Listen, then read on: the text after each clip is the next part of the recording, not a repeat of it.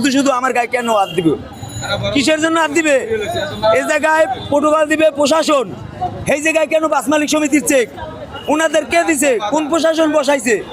GI pipe, তারপরে লাঠি সোটা, আরো চাকু, অনেক কিছু দাও মা, অনেক কিছু মারে হইলো জানো।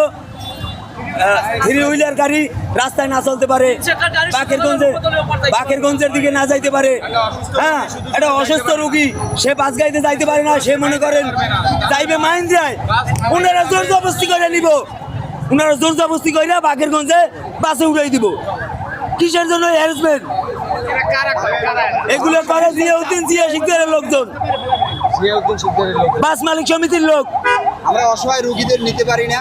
বসে একটা সমাধান দেবে, সেই আশ্বস্ত করার পর আমরা নিজ নিজ স্বস্থানে ফিরে যাই। আপনাদের কতজন শ্রমিক আহত হয়েছে? কয়টি গাড়ি ভাঙচুর হয়েছে? কেন আমাদের এরকমটা বিপুল হচ্ছে? সংখ্যক গাড়ি ভাঙচুর হয়েছে এবং 4 জন আহত হয়েছে, 3 জন শেরেবাংলা বরিশাল মেডিকেলে ভর্তি আছে, আর একজন এখানে আছে।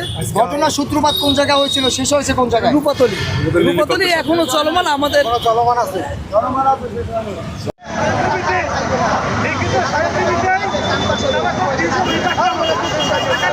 দাবি হচ্ছে যাতে আমরা সিএনজি যাতে চলাচল করতে পারি সব জায়গায়, ঠিক আছে। আমাদের যদি কোনো অপরাধ থাকে তাহলে আমাদের সার্জন আছে, ঠিক আছে, প্রশাসন আছে, তারা দেখবে। আমরা দেখা গেছে অসহায় রোগীদের নিয়ে আমরা অনেক সময় দূর দূরান্তে যাই, তারা অ্যাম্বুলেন্সের ভাড়ায় যাইতে পারে না, অ্যাম্বুলেন্সের ভাড়া দিয়ে তারা যাইতে পারে না, এর জন্য দেখা গেছে আমাদের কাছে তারা খোঁজ নেয়, তারপরে আমরা তাদের দিয়ে আসি কম ভাড়ায়, ঠিক আছে। আমাদের সমর্থন অনুযায়ী দুঃখের রুটির জন্য সেইখানে তারা বড় বড় লাঠি মাঠি নিয়ে তারা দাঁড়াই থাকে, আমাদের গাড়ি পাশাই বাড়ি মারে, আমাদের আহত করে, আমাদের মনে করেন যাত্রীদেরকে তারা অনেক সময় ঘুরলে যায়। এর মধ্যে আমরা চাই, আমরা একটা সুষ্ঠু সমাধান চাই যাতে আমরা গাড়িগুলো চলতে পারি, ঠিক আছে। আমাদের কোনো চেক থাকবে না, ঠিক আছে।